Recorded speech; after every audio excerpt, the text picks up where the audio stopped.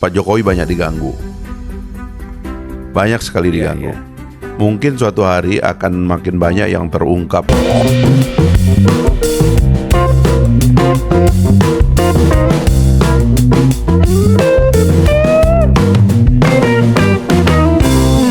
Assalamualaikum warahmatullahi wabarakatuh. Shalom, Om Swastiastu, Namo Buddhaya, salam kebajikan. Kembali lagi dengan saya di sini Leonardo Sirait. Pada kesempatan kali ini teman-teman, saya mau membagikan video yang sangat lucu, aneh dan asik lah gitu ya. Dimana teman-teman dari pengamat politik, yaitu politikus Bung Fahri Hamzah.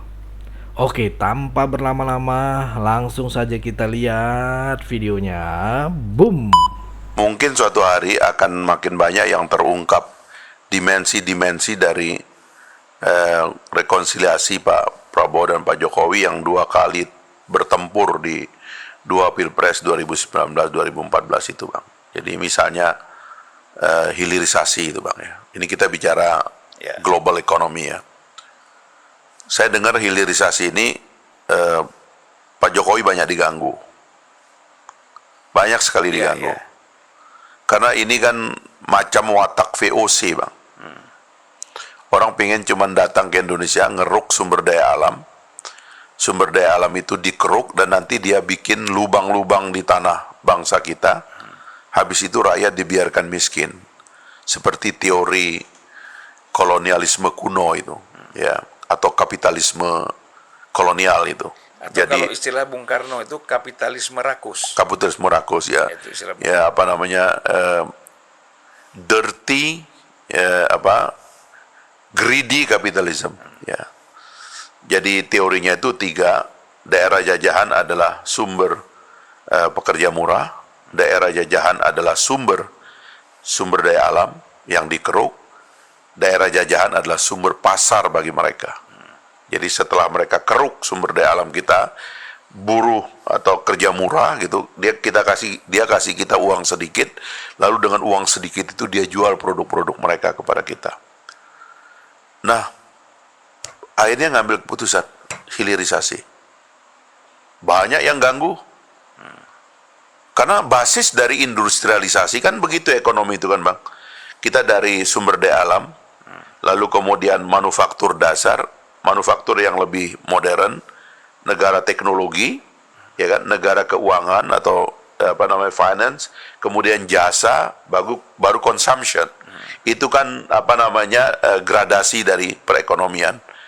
Kita ini nggak pernah boleh mengolah sumber daya alam kita sendiri.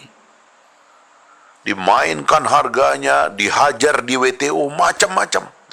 Siapa yang ngotot dengan hilirisasi ini? Siapa yang memberikan backing kepada Pak Jokowi tentang hilirisasi? Coba kalau kita lihat, Bang, itu Pak Prabowo. Dan kalau dia tidak menjamin pasukannya bahwa kita harus tutup mata untuk hilirisasi sebagai syarat dan fondasi bagi kemajuan, nggak bisa kejadian. Sekarang kita sudah kirim sinyal ke seluruh dunia, enough is enough. Indonesia nggak bakalan lagi menjadi tempat lu ngerambil sumber daya alam, ngerampok hasil alam dan tidak diolah di sini. Nggak bakalan lagi. Orang udah tahu itu. Dan itu tantangan besar yang tidak terungkap dalam pilpres ini, Bang. Tapi di belakang layar ada yang bekerja supaya industrialisasi dan hilirisasi tidak diteruskan. Ya, saya ingin cerita pengalaman sedikit ketika saya ke Sumbawa Barat misalnya ya. Iya. Saya lihat saya melihat di sana ada satu industri tambang. Iya. Dulu dimiliki oleh Newmont, ya. Sekarang dimiliki oleh PT Aman Mineral misalnya. Ya. Nah, saya ke sana melihat bagaimana konsep hilirisasi itu manfaatnya seperti apa. Ya. Nah, dulu kan orang menjual emas sekaligus dengan tanah. Ya. Di situ dalam tanah itu ada tembaga, ada emas, itulah yang kita ekspor keluar. Ya. Tetapi dengan hilirisasi ini kan manfaatnya itu kan sekarang besar sekali karena kita tuh mengolah emas sendiri. Ya. Baru setelah menjadi emas batangan, kita jual ke sana. Itu kan luar biasa. Ya, begitu juga Freeport melakukan hal yang sama. Jadi sebenarnya mereka-mereka ini satu memang ada yang ganggu. Kemudian yang kedua dia takut invest yang besar. Saya tanya misal Aman Mineral itu mereka investasi ya di lahan Newmont itu sekitar 7 triliun untuk hilirisasi. kemudian Freeport hampir 9 triliun misalnya.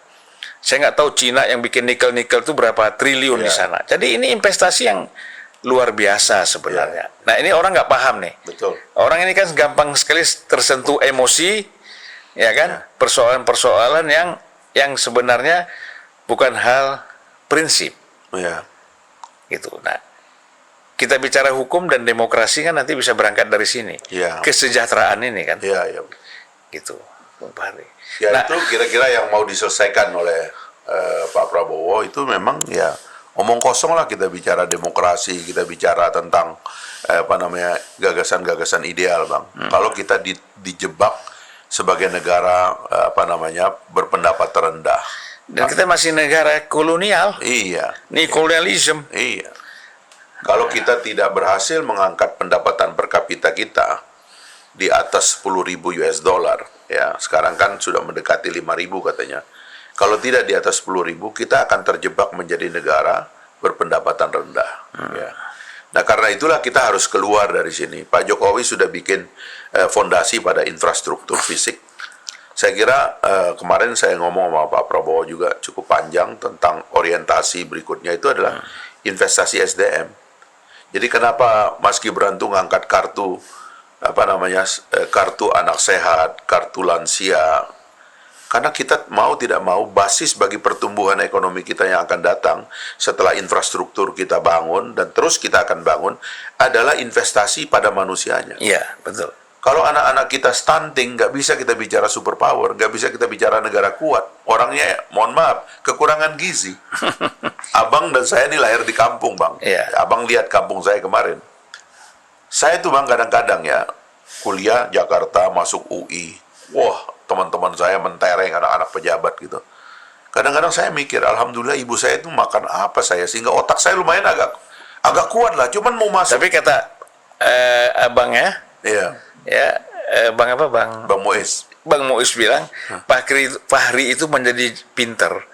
Itu karena dia sering sekali di mobil di mana-mana, di dalam bis pun dia waktu kecil baca Al-Qur'an gitu. Iya. Ya, memang minat baca itu nggak tahu datang dari mana ya, tapi alhamdulillah memang ada minat baca. Tapi otak, Bang, kalau kita ini nggak makan telur rutin, minum susu rutin, makan protein rutin, dan protein itu protein ikan yang banyak itu, Bang, ya di kampung. Karena kita tinggal di pinggir sungai, pinggir laut ya. Nggak nyanda pala kita ini, Bang. Iya. Berat juga. Nah ini yang kita pikirkan tentang anak-anak Indonesia yang sekarang ini jutaan jumlahnya. Iya. Kalau nggak minum susu, kata Pak Prabowo, kasih minum susu. Kata Pak Prabowo, kasih makan bergizi tiap hari ke anak-anak sekolah ini. Apa yang bisa dia tangkap? Akhirnya kita ini cuma mengembangkan ilmu sosial. Sains nggak bisa, matematika nggak bisa, fisika nggak bisa, teknologi nggak bisa, nggak maju kita, Bang. Iya. Tapi kalau anak-anak ini cerdas dari awal, makanannya bergizi, dia bisa belajar seperti Pak Habibie. Iya. Jadi tadi ya, Fahri Hamzah bongkar kebenaran di balik fitnah Megawati. Hanya Jokowi yang bisa lakukan ini, gitu ya. Beruntung aku bukan Jokowi. Ya, asik. Sulit kubayangkan orang sesabar dia, ya kan, menghadapi cercaan, hinaan, cemoohan, sampai keluarganya. Aku tak bisa bayangkan terbuat dari apa hatinya bisa sesabar itu. Doaku selalu untukmu, Pak Jokowi. Keren ya kawan-kawan. Ya, sebagai rakyat Indonesia, saya bangga mempunyai presiden seperti beliau.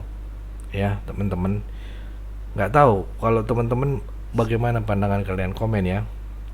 Jadi sekelas Pak Presiden Jokowi maupun Pak Menhan Prabowo Subianto bukan lagi membicarakan problem-problem masalah nasional, teman-teman, tapi mereka bersaing untuk internasional gitu loh, membicarakan problem di kancah internasional.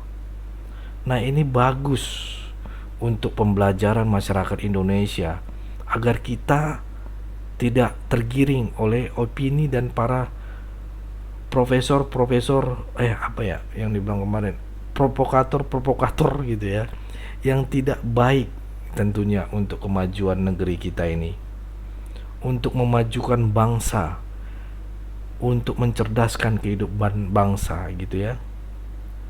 Kalian tinggalkan komentar kalian di bawah ya, teman-teman, komen dong, jangan malu-malu. Apa pandangan kalian tentang Pak Jokowi, atau pandangan kalian saat video ini? Contoh kayak saya buat begini nih, contoh ya teman-teman, saya kasih contoh. Pak Jokowi itu seperti teh botol sosro. Asik, ya kan? Apapun makanannya, minumnya tetap teh botol sosro.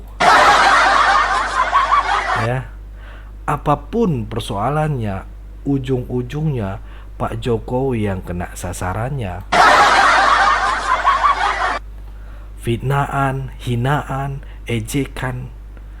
Berapa banyak pahala yang Pak Jokowi ambil dari hinaan-hinaan ini? Kalian harus tahu kawan-kawan, yang suka melakukan hal tersebut ke Pak Jokowi, aduhai, amal ibadah kalian berkurang.